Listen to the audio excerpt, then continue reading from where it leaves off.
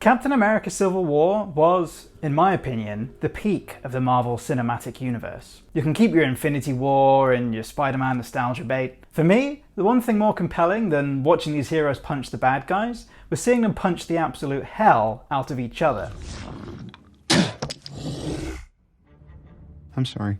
There are so many interesting layers that you can explore in a conflict where the person opposing you is not a villain, but your friend, your rival. Rivalries are not an easy storytelling dynamic to pull off, but Civil War handled it perfectly by applying several clever techniques to keep the audience invested in both sides of the conflict. But what were those techniques? And how can you use them to level up your own writing? Let's find out.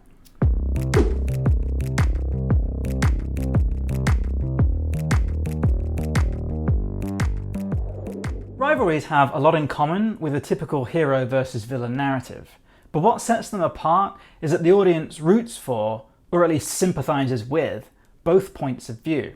Like any antagonist versus protagonist storyline, there needs to be a central conflict dividing our rivals.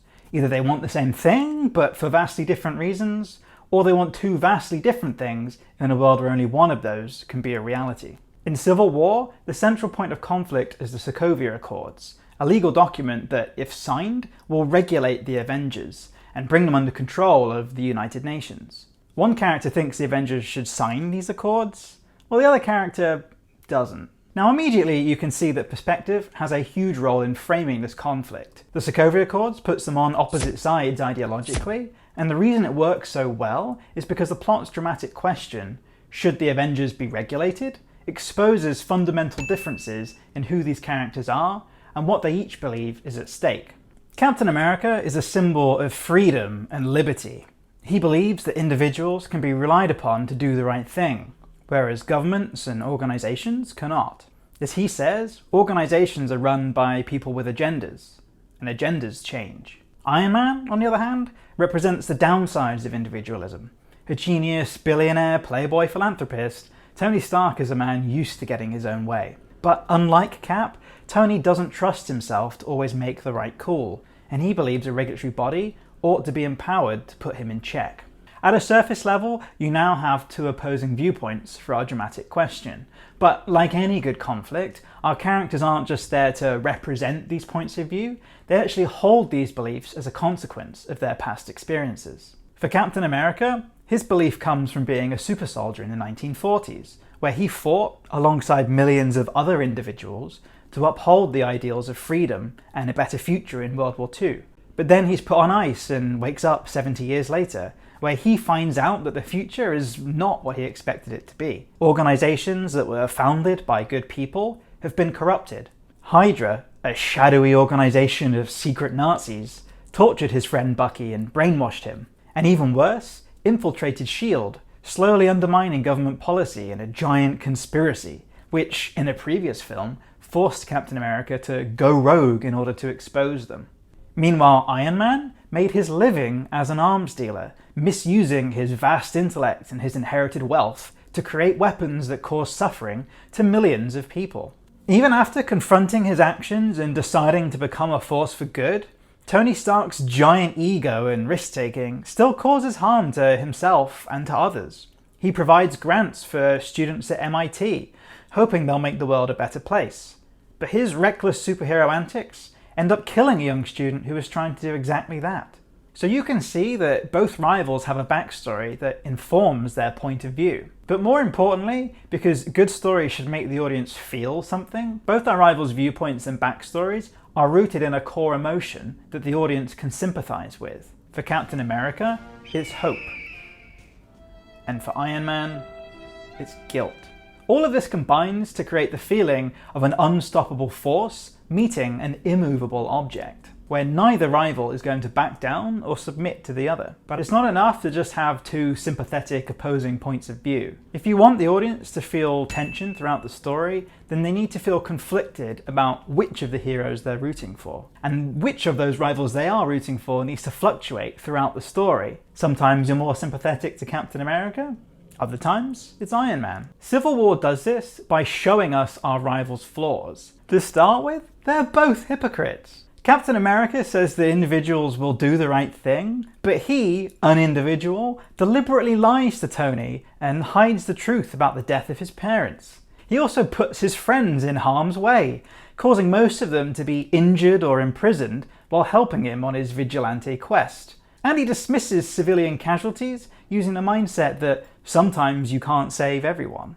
And then we have Iron Man. For someone who claims to believe in authority and regulation, he spends a large amount of time disobeying those authorities and casually rewriting the rules to suit himself. He lies and deceives General Ross about his intentions, and he offers to make all of Captain America's illegal vigilante acts legit if he just gives in and signs the accords.